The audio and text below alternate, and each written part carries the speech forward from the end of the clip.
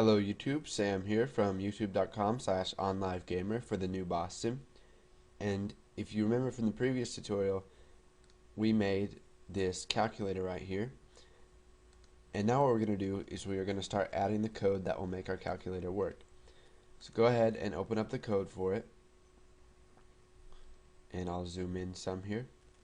Here is all of our subs that handle our buttons being clicked.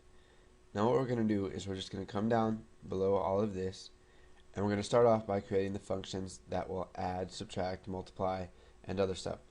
So we'll create a private function add, and then we will byval num1 as double, and then we will byval num2 as double.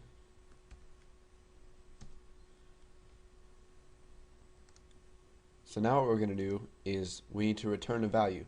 So we will just return num1 plus num2. Now we'll go ahead and create that for subtract. So we'll start off with private function subtract, and we will byval num1 as double and num2 as double.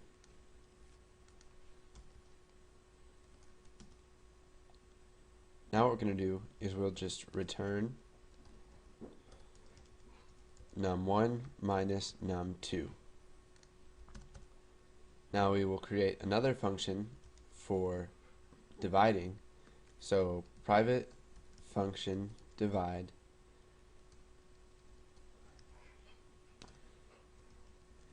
and we will add the same arguments for subtract and addition.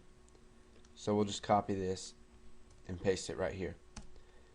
And now what we're going to do is we're going to return num1 divided by num2. Now we'll create this for multiply. So private function multiply, and then we're going to have the same arguments as up here.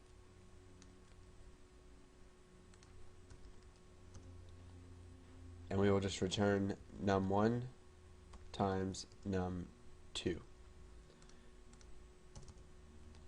Now we'll create that again for modulus, but instead of using a double for modulus, we're going to go ahead and use an integer, because if you use a double for modulus, you're always going to get the value 0. So we'll type private function modulus, and then we'll byval num1 as integer and num2 as integer. And we will just return num1 modulus num2. And we'll do this one more time for pi. And so we'll go ahead and create private function pi, and then we'll go ahead and add our arguments.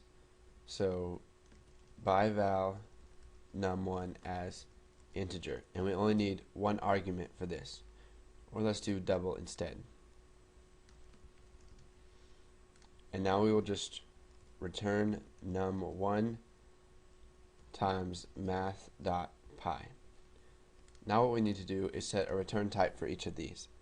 So for pi, we'll just do as double, because we can possibly get a double. And for modulus, we're going to have to return an integer. And for the rest, we will just return them as doubles.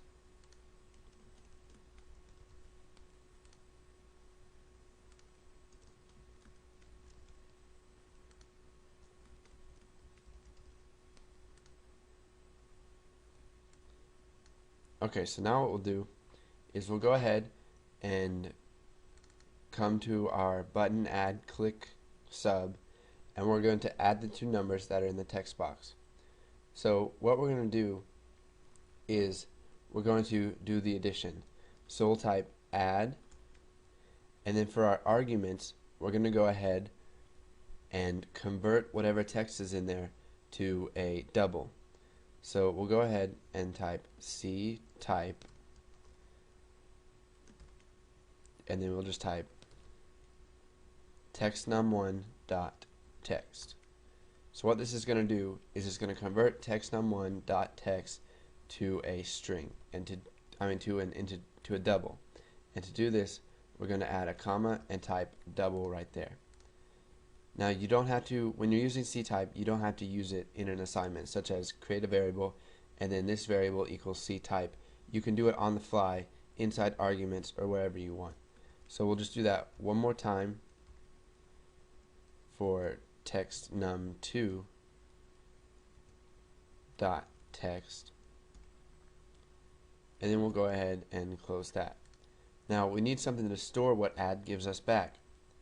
So we'll go ahead and declare answer as double, and we will set it equal to whatever add gives us back when we call it, and give it the first number and the second number.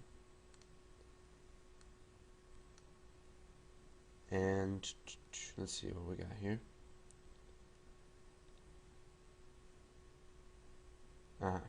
We need to convert this to a double. Okay, so go ahead and try this. We get all this code written down. Make sure you understand it. You can even play around a bit with it yourself to see if you can get it to show up in the third text box and to do other stuff. And once you understand everything, go ahead and move on to the next tutorial, and thanks for watching.